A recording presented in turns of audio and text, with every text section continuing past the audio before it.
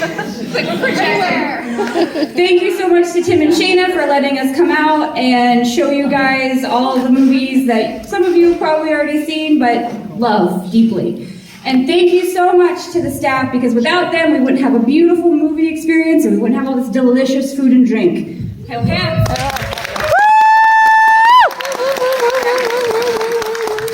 I am Erin. And I am Tammy. And together we combine our superpowers of talking to make a podcast about the great, the infamous Nicolas Cage. We play Cajun roulette. We put all of his movies in a spinner and we spin to find out which one we're going to watch. It's not always great, but sometimes it's fun.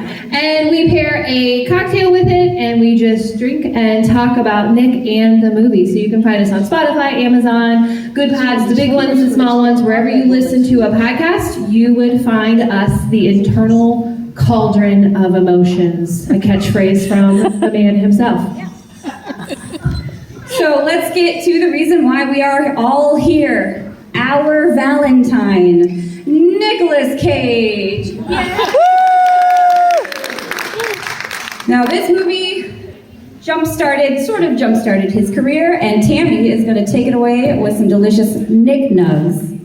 So if this is your first time, we like to dish out some Nick Nugs, some nuggets of movie info and obviously Nick info. The crunchiest nugget that we like to start off with is, was Nick chosen for this film initially? A lot of times, shockingly, he is not the first choice. Why are you laughing? But actually, for this film, he was the first, the only choice to play the great Ronnie Camilleri, at least a share. To the director, he was not. Okay. To the producers, he was not. To anyone else in the film, he was not.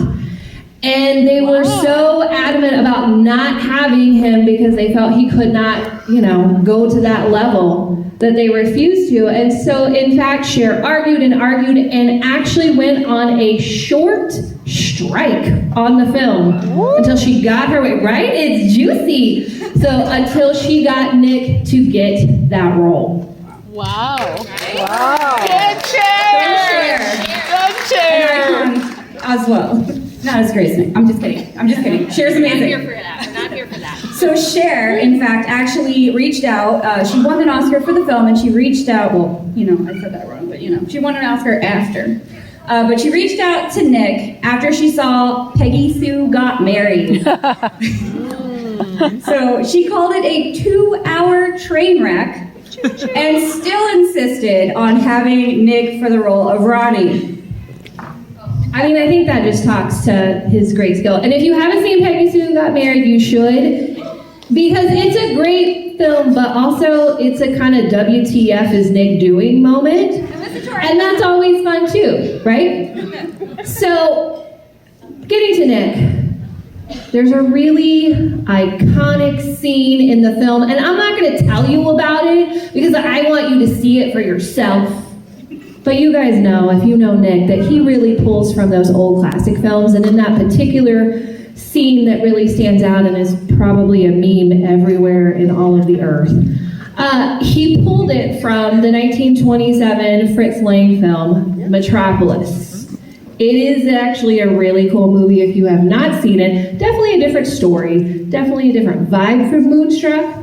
But he really was just compelled by the passion of the character in that film, in that scene, and he wanted to bring that to his emotions in Moonstruck, and that's how we get that scene. So Nick got the script, and in an interview he said he loved it immediately, as Nick does with a lot of scripts, because that's him. He loves deeply. And everything. So he immediately connected it, the beautiful story, to Beauty and the Beast.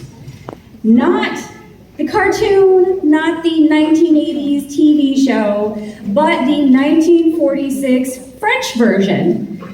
So then he wanted to incorporate the accents and the intensity into the role and went full French Beast.